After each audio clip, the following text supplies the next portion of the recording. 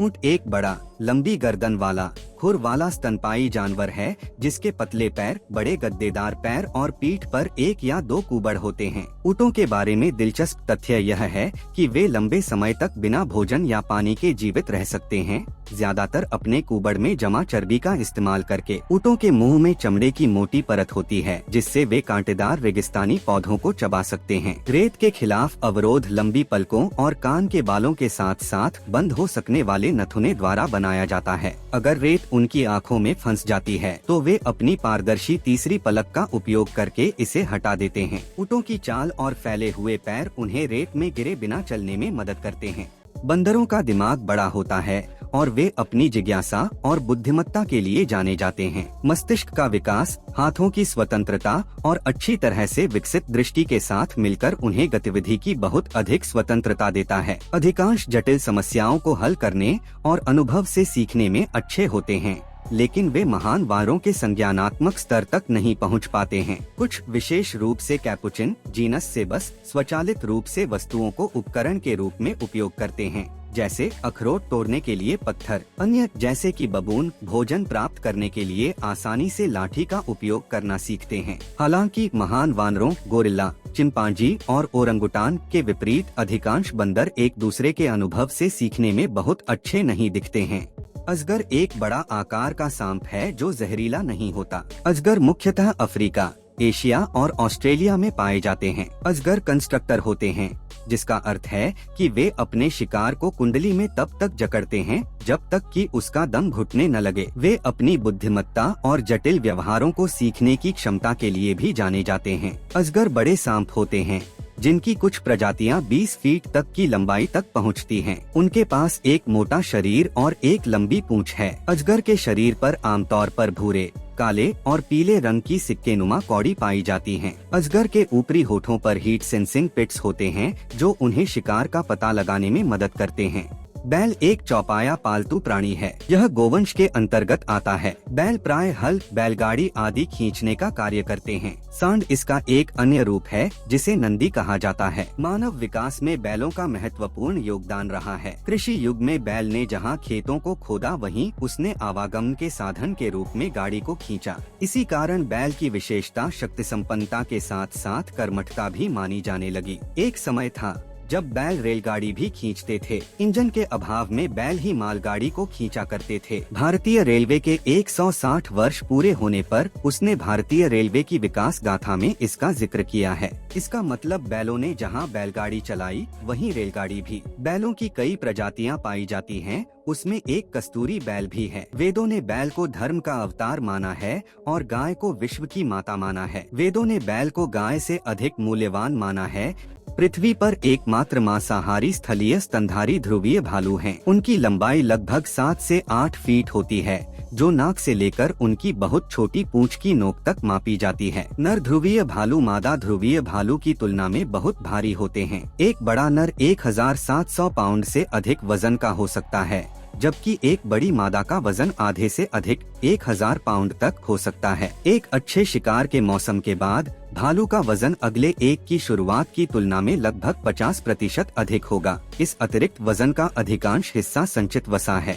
एक नवजात ध्रुवीय भालू का वजन केवल 1.5 पाउंड होता है। वे बेहतरीन तैराक होते हैं। सैन डिएगो चिड़ियाघर के अनुसार ध्रुवीय भालू का वैज्ञानिक नाम उर्सस मैरिटिमस है, जिसका अर्थ है समुद्री भालू। पतवार के रूप में वे अपने चौड़े सामने के पैरों का उपयोग चप्पू चलाने के लिए और अपने पिछले पैरों का उपयोग करते हैं। बिल्ली एक स्तनधारी जानवर है जो फेलिडे परिवार से संबंधित है। यह एक लोकप्रिय पालतू जानवर है जो अपनी सुंदरता, चपलता और स्नेही स्वभाव के लिए जाना जाता है। बिल्लियों की कुछ विशेषताएं हैं। एक, शिकारी स्वभाव। बिल्लियां प्राकृतिक शिकारी हैं और छोटे जानवरों का शिकार करने में माहिर हैं। 2, चपलता। बिल्लियां बहुत चपल और लचीली होती हैं और ऊंची जगहों पर चढ़ने में सक्षम हैं। 3, स्नेही स्वभाव। बिल्लियां अपने मालिकों के प्रति स्नेही और वफादार होती हैं। 4, स्वच्छता। बिल्लियां बहुत स्वच्छ जानवर हैं और अपने शरीर की स्वच्छता का ध्यान रखती हैं। 5, रात्रि जीवन। बिल्लियां रात्रि जीवन वाले जानवर हैं और रात में अधिक सक्रिय होती हैं। भैंस की प्रजाति भारत में उत्पन्न हुई। वर्तमान में पालतू भैंसें बोस अरनी की संतान हैं, जो आज भी भारत के उत्तर पूर्वी भागों में विशेष रूप से असम और आसपास के क्षेत्रों में जंगली अवस्था में पाई जाती हैं। भैंसों को आमतौर पर नदी और दलदली प्रजातियों में वर्गीकृत किया जाता है, हालांकि दोनों को बुबलिस कहा जाता है। भारत में अधिकांश जानवर नदी के प्रकार के होते हैं, हालांकि दलदली प्रकार के भी देश के कुछ हिस्सों में पाए जाते हैं, खासकर भारत के पूर्वी हिस्सों में। हाथी के बछड़ों का वजन जन्म के समय औसतन 265 पाउंड होता है। बछड़े जन्म के 1 घंटे के भीतर देखने, सूंघने और चलने में सक्षम हो जाते हैं। वे आमतौर पर जन्म के कुछ घंटों के भीतर दूध पीना शुरू कर देते हैं और अपने अस्तित्व के पहले 3 महीनों तक पूरी तरह से अपनी माताओं के दूध पर निर्भर रहते हैं। शिशुओं को न केवल उनकी माताओं द्वारा बल्कि झुंड में अन्य स्तनपान कराने वाली माताओं द्वारा भी दूध पिलाया जाता है। बछड़े अपने जीवन के पहले 3 महीनों के दौरान अपने मोटर कौशल हासिल करते हैं। वे 3 से 4 महीने की उम्र के आसपास खुद से खाना शुरू कर देते हैं, लेकिन अगले 2 या 3 साल तक दूध पीते हैं। खरगोश जमीन पर रहने वाले जीव हैं, जो रेगिस्तान से लेकर उष्णकटिबंधीय जंगल और आर्द्र भूमि तक के वातावरण में रहते हैं। पश्चिमी गोलार्ध में उनकी प्राकृतिक भौगोलिक सीमा मध्य अक्षांशों को शामिल करती है। पूर्वी गोलार्ध में खरगोश यूरोप, मध्य और दक्षिणी अफ्रीका के कुछ हिस्सों, भारतीय उपमहाद्वीप, सुमात्रा और जापान में पाए जाते हैं। यूरोपीय खरगोश ओरिक्टोलैगस क्यूनिकुलस को दुनिया भर के कई स्थानों पर पेश किया गया है और घरेलू खरगोश की सभी नस्लें यूरोपीय से उत्पन्न हुई हैं। दुनिया की लगभग आधी खरगोश प्रजातियां विलुप्त होने के खतरे में हैं। कई सभी स्तनधारियों में सबसे कमजोर हैं। खरगोशों के लंबे कान शिकारियों का पता लगाने के लिए अनुकूलन का एक तरीका है। उनके प्रमुख कानों के अलावा, जो 6 सेंटीमीटर 2 इंच से अधिक तक लंबे हो सकते हैं। कछुआ अपना अधिकांश जीवन पानी में बिताता है। कछुओं के तैरने के लिए जालदार पैर होते हैं। समुद्री कछुए चेलोनीडे परिवार विशेष रूप से जलीय जीवन के लिए अनुकूलित होते हैं, जिनके लंबे पैर फ्लिपर्स बनाते हैं और उनका शरीर सुव्यवस्थित आकार का होता है। वे शायद ही कभी समुद्र से बाहर निकलते हैं, सिवाय जब मादाएं अपने अंडे देने के लिए किनारे पर आती हैं। हालांकि कुछ, जैसे कि हरे समुद्री कछुए, धूप सेंकने के लिए चट्टानों और समुद्र तटों पर बाहर आते हैं। अन्य कछुए ताजे पानी में रहते हैं, जैसे तालाब और झीलें। वे तैरते हैं, लेकिन वे धूप सेंकने के लिए किनारे, लॉग या चट्टानों पर भी चढ़ते हैं। ठंड के मौसम में वे कीचड़ में दब सकते हैं, जहां वे तब तक सुस्ती में रहते हैं जब तक कि वसंत में फिर से गर्म मौसम नहीं आ जाता। ऐसा एक ही जानवर है जो अपने जीवन में कभी पानी नहीं पीता, वह है कंगारू चूहा। कंगारू चूहा उत्तरी अमेरिका के रेगिस्तान में पाया जाने वाला एक छोटा चूहा है। यह अपने शरीर में मौजूद पानी को संरक्षित करने के लिए कई तरह के अनुकूलन विकसित कर चुका है। इसके शरीर में पानी की कमी को पूरा करने के लिए यह अपने भोजन से पानी प्राप्त करता है। कंगारू चूहा कैक्टस, बीज और अन्य सूखे पौधों को खाता है। इन पौधों में पानी की मात्रा कम होती है, लेकिन कंगारू चूहा इन पौधों से भी पानी प्राप्त कर लेता है। कंगारू चूहे के शरीर में पानी की कमी को पूरा करने के लिए निम्नलिखित अनुकूलन हैं। इसके शरीर में पानी को संग्रहित करने के लिए विशेष थैली होती है। इसका मूत्र बहुत गाढ़ा होता है। यह अपने मल से पानी वापस सोख लेता है। घरेलू गायें दुनिया भर में सबसे आम खेत जानवरों में से एक हैं और अंग्रेजी भाषा में इन जानवरों को विभिन्न उम्र में वर्णित करने के लिए कई शब्द हैं। एक बच्चे की गाय को एक गाय कहा जाता है। बछड़ा, मादा बछड़े को कभी कभी बछिया बछड़ा और नर बछड़े को बैल बछड़ा कहा जाता है। बछिया वह मादा होती है जिसने कोई संतान नहीं दी हो। यह शब्द आमतौर पर अपरिपक्व मादाओं को संदर्भित करता है। हालांकि अपने पहले बछड़े को जन्म देने के बाद बछिया गाय बन जाती है। एक वयस्क नर को बछिया के रूप में जाना जाता है।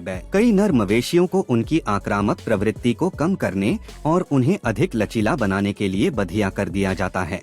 घोड़ा एक ऐसा जानवर है जो खड़े होकर सोता है। घोड़े चरने वाले जानवर होते हैं और उन्हें हमेशा अपने शिकारियों से सावधान रहना पड़ता है। इसी वजह से वे खड़े होकर सोते हैं और अपनी पूंछ को सामने रखते हैं ताकि उन्हें किसी भी संभावित खतरे का अंदाजा मिल सके। घोड़े खड़े होकर गैर REM नींद लेते हैं, जो गहरी नींद नहीं होती। ज्यादा गहरी नींद की जरूरत होने पर वे लेट जाते हैं। घोड़े के बारे में कुछ और खास बातें। घोड़े को बहुत कम नींद आती है और उनकी नींद झपकियों में पूरी हो जाती है। घोड़े के जोड़ों को मनचाहे समय तक फिक्स करने वाले लिगामेंट्स होते हैं, जिससे वे गिरते नहीं। घोड़े, गधे और खच्चर के पूर्वज एक ही माने जाते हैं। घोड़े जमीन पर रहने वाले जीवों में सबसे बड़ी आंखें रखते हैं।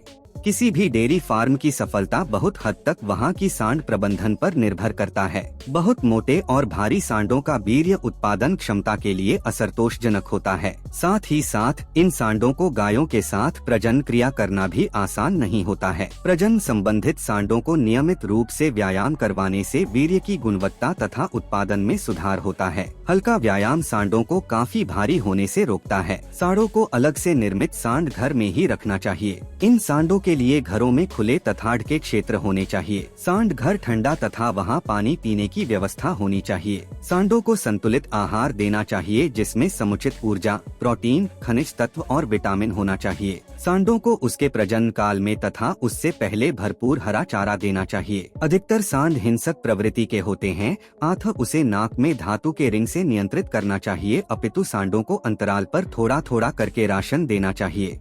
भेड़ एक पालतू जुगाली करने वाला स्तनपायी जानवर है, जिसके घने बाल और घुमावदार सींग होते हैं। इसे ऊन या मांस के लिए रखा जाता है। अनुमान है कि पूरी दुनिया में घरेलू भेड़ों की 10,000 से ज्यादा अलग अलग नस्लें हैं। नस्लों को अक्सर उनके ऊन के प्रकार के आधार पर वर्गीकृत किया जाता है। बढ़िया ऊन वाली नस्लें जो कपड़ों के लिए पसंदीदा हैं, वे हैं जिनके ऊन में बहुत ज्यादा सिकुड़न और घनत्व होता है। इनमें से ज्यादातर मेरिनो भेड़ों से ली गई हैं और दुनिया के भेड़ उद्योग पर इस नस्ल का दबदबा बना हुआ है।